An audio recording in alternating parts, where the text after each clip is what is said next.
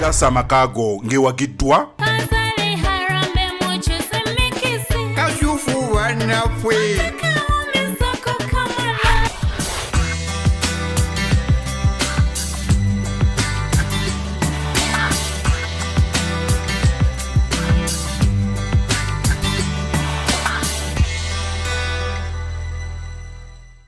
bwe bitono bwe byali naye nsabye ngube nga tetugendako mu banoonya katini nsaba tugende mu bantu baffe abanoonya abaabwe tulabe olwaleero ate baliwa. Amanya gange Zadija tulinawe Evasi Vira Kibuli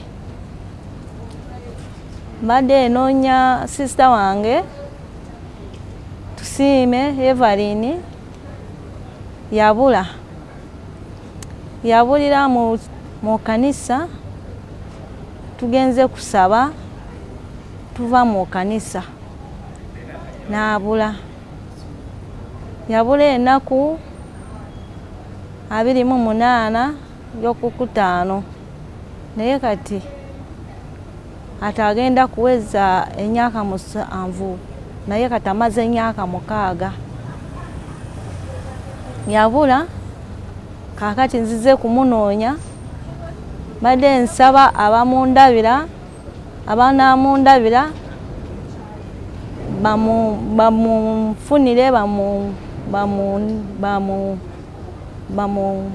bamundeetere bankubireko ku masimu mufune kubanga mbadde munoonya emyaka egyo yonna kale babadde bamuleese bamutwala butabika nebamala nitumutwala mu kyaki bamusabireko namala n'abulira eyo kubanga yabadde mugwazi wa mutwe naye yabadde tayimugwadde nnyo naye kati yabadde akola obulimo naye kati olaba kati mugwadde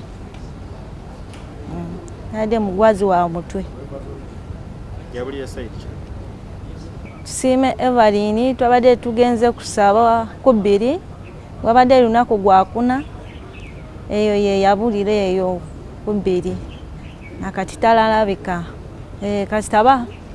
kasita aliwo omulabyeko akubire ku Nakacwa wa Bukedde TV nja kumusinkanayo.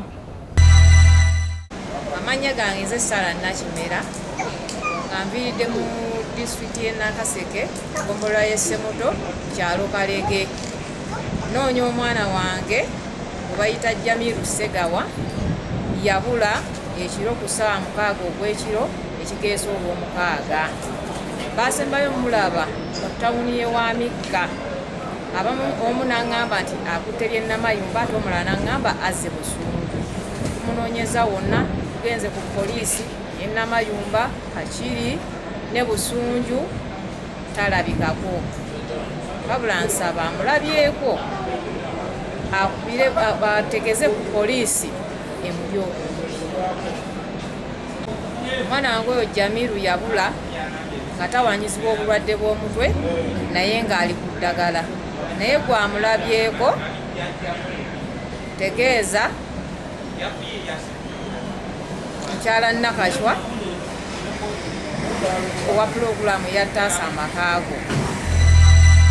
Amanya gange nze Namisango Susan naye essaawa eno bampita Wanyana Susan mbeera ndejje taata wange ye Mwebe Muhammad e Masaka mu Kidda maama wange ye Nakate Margaret nga nzaalibwa mu Kisuuna e Masaka naye ngenda nakutandika na bano baganda bange. Taata wange Mwebe edda yayitibwanga Mwebe Henule yazaala abaana 2 n'abaleka Emitiyana. Abaana abo bansinga obukulu we bali essaawa eno. Omwana omu yali amutuumye erinnya eriyitibwa Aneti, omwana omulala yali amutuumye erinnya eriyitibwa Josefu.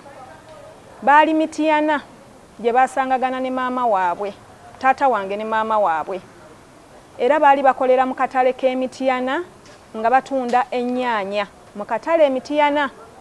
Naye ebbanga eryo liyiseewo ddene saawa eno giyiseewo emyaka nga 40. Taata wange mweraliikirivu nnyo ku lw'abaana baabo. Yaddayo mu kifo amwana abo we baali ne maama waabwe tiyabasangayo. Nga maama waabwe yali azaalibwa Kalangaalo Musingo. Maama waabwe yali ayitibwa Nalugwa Jeeni oba Nayiga Jeeni. Amannya ago gamutabudde takyagajjukira bulungi. Ne bambi baganda bange bwe mubanga gye muli nga muwulira, bambi tubeetaaga. Taata wange yalinga mu katale k'Emityana nga batunda nnyaanya ne maama waabwe.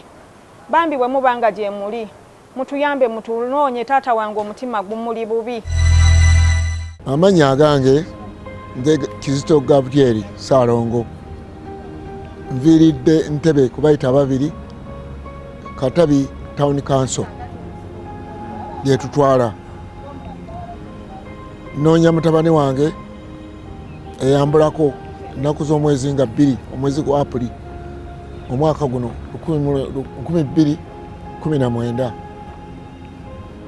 Twatambula naye nambulako mu taxi park empya, n'abulira mu floor ey'okubiri nga tugenza okweyamba. Nagenda okukomawo bwe nali mulese ng'abuzeewo ate ye nga asse wansi. Ne mbuuza gaati oyo asoloza ssente za urino. N'aŋŋamba nti mutabani wa akugoberere tomulabye? Nemuga nti simulabye, nti akkiridde ate ndowooza wansi, okukka wansi nayo nga taliiyo. Ne nkomawo kozi olwo abuze atambudde agenze. Ne ntandika okunoonya, ne mulindako awo mpola mpola nga ndowooza anadda. Ngenda okwekanga saa 6 ogw'emisana. Saa 6 bwegwera kyenva ngenda ku police post akali awo mu New Taxi Park. Ne bakebera mu seero, balinawo obuseero obukomero butono nga taliimu. Ne bayita erinnya Lawrence Kizito Mooli nga taliimu. Ne banga nti nekyoba okola bayinza okuba bamukutte mu kikwekweto eky'abantu abatalina biwandiiko. Nenga nti kakati kyenakola nensala amagezi mangu nenyambuka mu Kampala omukadde police Kampala omukadde police station. Nigestaringa ne bagenda era mu kkomera.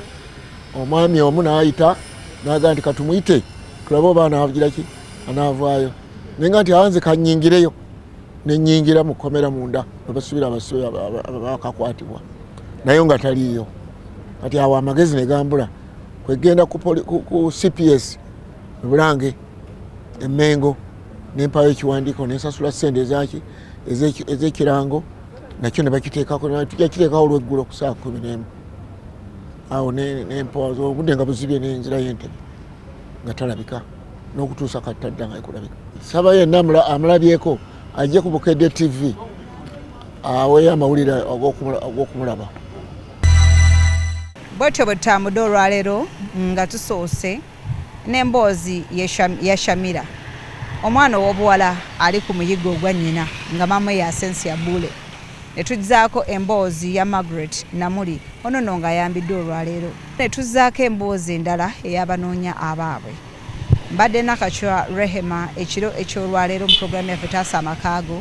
Nsiimidde ddala mwenna abasobodde okuba nga mutudduukirira ku nsonga ya Margaret Namuli ow'emulago, naye ng'ate jjukira tukyalinayo n'ensonga ya Simon Peter. Twebaza nnyo, waliwo omwami yatuwadde oluggi ekireka. Twebaza nnyo mwenna abazze nga basonda. Ennyumba yaffe weetuuse butuufu yeetaaga okuggala eddirisa, yeetaaga okusereka, mwe muli buliti, amabaati ate n'okuba plasita tusobole ofuniramu omumpangisa atuwe ku ssente tutereeze obulamu nga bwe twakitandika bakoola kinoomu tusobole okuba nga tetutwala maaso kye twatandika ekyokumaliza ennyumba eya Simon Peter. Mbadde Nakacwa Rehema. Bye bye. Taasa Amaka ngewagiddwa Kashufu wanafwe